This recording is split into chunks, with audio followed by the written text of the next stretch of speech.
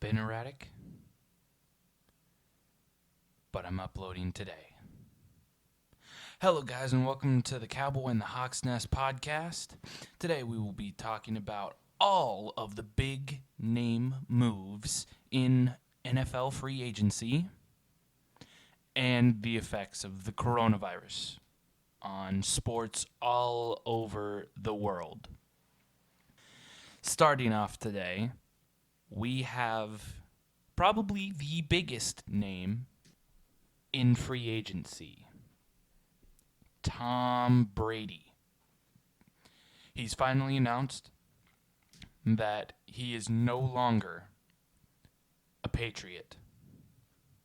And sources from Ian Rappaport of the NFL Network confirm that he will most likely be a Tampa Bay Buccaneer, which comes as a surprise to me.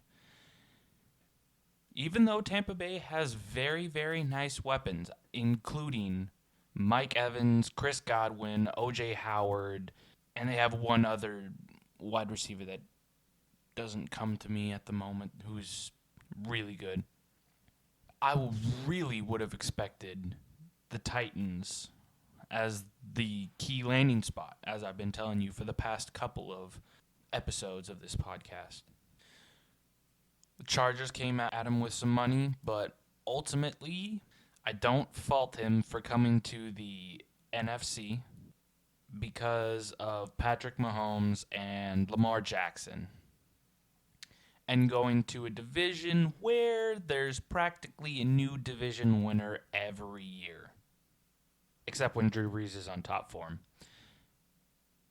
Next, we go to the Dallas Cowboys and their moves. Dak Prescott was given the exclusive franchise tag, which is a surprise, but everyone on First Take and probably Skip Bayless need to calm down because, granted, it is a 1-year deal worth about $33 to $34 million.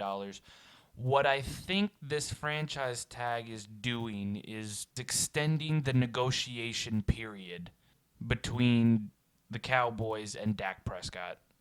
I do think that he will get his money. I think Dak Prescott will get his money, if not this year, next year. Which leads me to why Dak was given the franchise tag. Amari Cooper has been signed long-term, 5 years, $100 million. He was given Michael Thomas and Julio Jones and DeAndre Hopkins money, which is fair enough to say he does deserve it. He did make Dak Prescott that much better of a quarterback. Now, do I see Dak sitting out until he gets a deal? Maybe. Because he is concerned with his money, as any football player should in the NFL. Because you got to get in and get that money quick.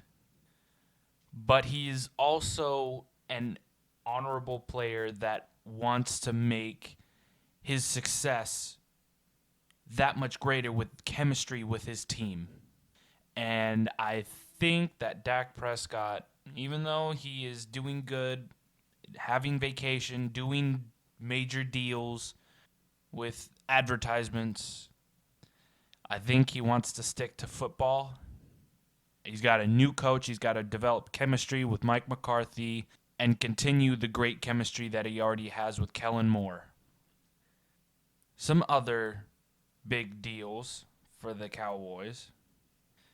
We got Sean Lee shirt up, given a given a 1-year deal, $4.5 million, with $2 million of it guaranteed. It's a good deal. I think Sean Lee has gotten over his injury bug as of late. And I think we'll have a linebacking monster of a core since we already signed Jalen Smith. We have Leighton Vander Esch on his rookie deal still. And we'll have Sean Lee. 3 monsters. So we can go back to 4 linemen, 3 linebackers, and we'll figure out the secondary eventually. Speaking of the secondary, Byron Jones has signed. Well, I don't think he's signed it yet. This is coming as of March 17. He has had talks with the Miami Dolphins, who want to make him the highest paid cornerback in the league, which he has earned. He's a lockdown corner. I wish we could have kept him, but it was either Dak.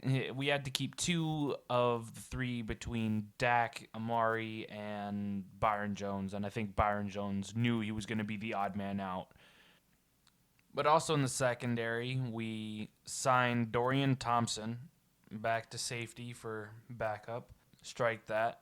I think he's going to be starting because Jeff Heath, along with Jason Witten and Malik Collins, have gone to the, I can't believe I'm going to say this, Las Vegas Raiders. Jeff Heath's deal was 2 years for $8 million. Jason Witten's deal, I have no details on it, and I don't have details on Malik Collins' deal either. Of those 3, I think Malik Collins is the biggest loss because Malik Collins is such a good defensive tackle. So underrated. Just look up highlights of him and see how he tosses offensive linemen to the side and goes at the quarterback. He's amazing with stunts, and he's just a big loss for the Cowboys. Jeff Heath is a decent loss. He's not a bad safety, but I think we can get better. Speaking of getting better at safety, this would be great if the Cowboys could pull a deal off for him. The Eagles have released Malcolm Jenkins. Now, as a Cowboys fan, I absolutely hate the Eagles. They're fucking stupid cheer spelling out the name of the team. They have to say that every day to remind themselves that they know how to spell. I hate everything about the Eagles except this man. Malcolm Jenkins is such a great player.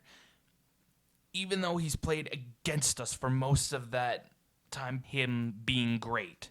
He was great at Ohio State back in the early 2000s and has played his tail off. He can play literally 3 positions. He can play linebacker, he can play safety, and he can play corner, especially in the slot. If the Cowboys can somehow get a deal with Malcolm Jenkins, I'd be salivating. He would be the number 1 leader of the defense, and I can't think of a better leader for the secondary except for Earl Thomas in that secondary. Another Cowboy that has been lost to free agency, who's also was a very key piece last year, it's Robert Quinn. We lost him to the Bears for a 5-year, $70 million contract with $30 million guaranteed. I mean, fair enough. I don't think we could have paid him that much. I would have absolutely loved for us to somehow keep him, DeMarcus Lawrence, and Michael Bennett. But it's fair enough. Yeah, it's just he went and found the best deal for himself. We lost Randall Cobb, too, to Houston. 3 years, 27 million for 18 and 3/4 guaranteed.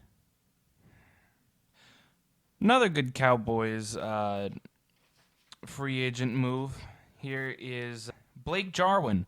We extended him for 3 years, 24 and a quarter mil, with 9 and a quarter guaranteed. Blake Jarwin is a pretty decent tight end. I think I love Jason Witten, but I think at this point Blake Jarwin is an upgrade. Taller, can block, more athletic, more speed. Very good sure up. And now, for the Seattle people here, I've got a couple of deals for you. Most recent being BJ Fenley to the Hawks for 2 years, $8 million. Very versatile offensive line help.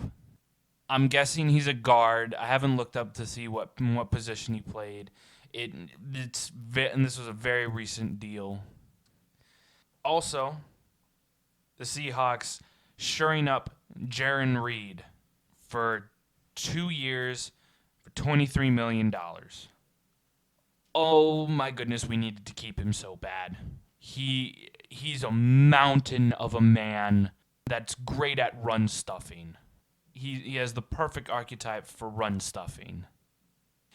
Now, we still need to get a deal done with Jadeveon Clowney. He's going to command some money. Hopefully the Seahawks have enough to spend on him, because we still need to keep Iupati around for our offensive line. We still have Britt, and so our center will be good once he comes back from injury.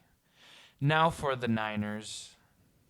I saw that the Niners shirt up Jimmy Ward, cornerback, for 3 years. I forget how much money, but the Niners also shored up Arik Armstead from Oregon for 5 years, $85 million. That's a lot of money to drop, but how Armstead showed himself this year, he was really, really good. Now to the rest of the league. Phillip Rivers has signed a 1-year, $25 million deal with the Indianapolis Colts. Finally, the Colts have a quarterback. Not saying that Jacoby Brissett isn't that great of a quarterback, but now they finally have a pocket passer to go with that amazing offensive line that Indianapolis has groomed over the past couple of years.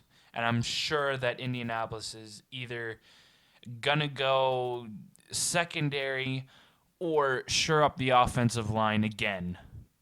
Maybe go after Jerry Jeudy in the draft, because besides T.Y. Hilton, they don't really have too many wide receivers. Teddy Bridgewater, backup, who went undefeated with the Saints, going to Carolina. Details about that contract not yet released, but they have a very good quarterback in Teddy Bridgewater. No shocker, but Drew Brees remains with the Saints. He signed a 2-year, $50 million contract. Man, I hope Drew Brees gets another Super Bowl. If he gets another Super Bowl, guaranteed first ballot Hall of Famer. Kendall Fuller, cornerback from the Chiefs, signed a 4-year, $40 million contract to the Redskins. I mean, Fuller's not a bad cornerback, but it's going to take more than Kendall Fuller to beef up that secondary.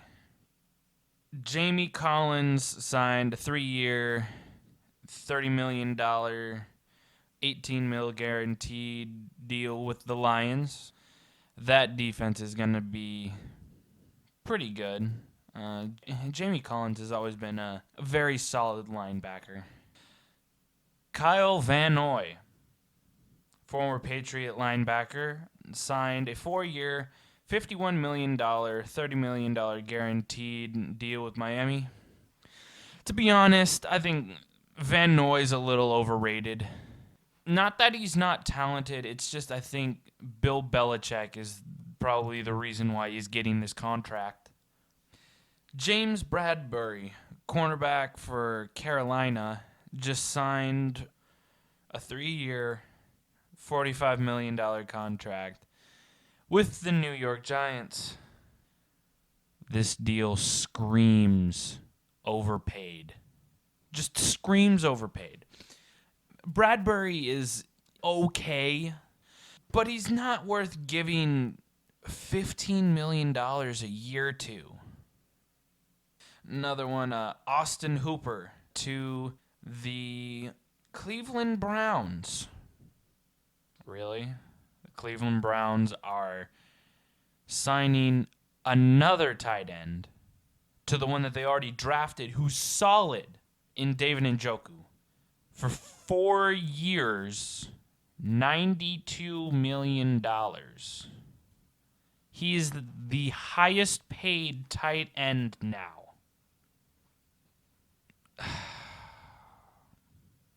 I'm ashamed of the Browns. Come on. You don't need to go shopping for that. What you need to go shopping for is defense. Offensive line. Maybe even a new quarterback. But not another tight end. Why? Please tell me why. And finally, of the big deals that have been made, Eric Flowers, Mr. Revolving Door himself at New York, has signed a 3-year, $30 million, $19.95 million guaranteed contract with the Miami Dolphins. Man, Ryan Fitzpatrick is going to be running for his life. Eric Flowers is not good. Just not good. He hasn't developed at New York. Granted, not a lot of people develop in New York. But really, him, Eric Flowers, stop it. And finally, we get to the trades. First, we'll go to the less insane trade. Stephon Diggs to the Buffalo Bills. The Minnesota traded Diggs and a 7th-round pick for the Bills' 1st, 5th, and 6th-round pick this year, and a 4th-rounder next year. I like the picks. Good job for getting the picks. But I really think they should have kept Diggs. Diggs was finally getting okay with Kirk Cousins as quarterback. They won a game in the playoffs. I really think you should have kept Diggs. Even though he did get 4 picks. And finally, the award for stupidity of the year goes to Bill O'Brien and the Houston Texans. You traded DeAndre Hopkins. I don't even have to read the details of the trade. I will later, but you don't even have to address the details of the trade to me. You traded DeAndre Hopkins? Arguably the best wide receiver in the league. You let that kind of talent just walk out the door. Not only walk out the door, you pushed him out the door. You pushed him out the door? You pushed that kind of talent out the door? Deshaun Watson should smack you in the face for depriving him of talent, Bill O'Brien. I don't even know what to do with you, Bill O'Brien. This is the reason why Houston will always be baby brother to the Cowboys in Texas. Because even though we haven't made it back to the NFC Championship in 25 years, which is a lot, at least we don't pull stupid-ass moves like that. You don't see us trading away the likes of Michael Irvin. You don't see us trading away talent like Ezekiel Elliott, like any of our offensive linemen, like Amari Cooper, like Dak Prescott. You don't see us trading away talent. You might see us letting them go into free agency because we just can't pay them. But we don't force talent out of the building. Come on, Texans. And not only did they let Hopkins go, they let him go along with a 4th-round pick this year for David Johnson, a 2nd-round pick this year, and a 4th-round pick next year to the Arizona Cardinals. Not only did you let the most talented wide receiver in the league go out your door, get pushed out the door by the general manager, you let him go for pennies on the dollar on picks. And David Johnson, who hasn't been elite for 3 years, and he was only elite for 1 season. You stupid as hell. You stupid. And that's made me angry enough that I don't even want to talk football anymore. Now we gotta talk something political now, or semi-political, world-defining. We have the coronavirus. In my state alone of Washington, Governor Jay Inslee has quarantined people so that groups of no larger than 50 can meet. He has shut down all restaurants, bars, and entertainment venues, but has kept grocery stores open. Not only this,